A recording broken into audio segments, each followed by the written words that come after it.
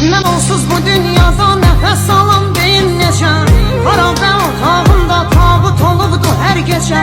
Açılmaz sabahlarım qaranlığa qərq olmuşam. Bunu da bilmirəm heç aman vermir xatirələr. Mən çoxdan dəfn olmuşam, sənsiz çox pis yorulmuşam. Cismimdir qalan sənsiz, ruhum kədər geyib çoxdan. Sənin soyuq qəlbinlə necə yanıb kül olmuşam. Viranə olub bitdim, sağalmaz dərdə düşərəm. Canımı yandırsan da külüm sənə divanədir.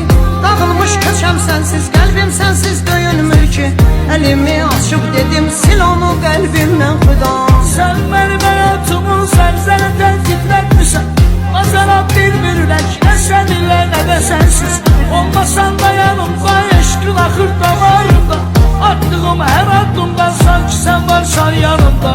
Silə bilməzlər səni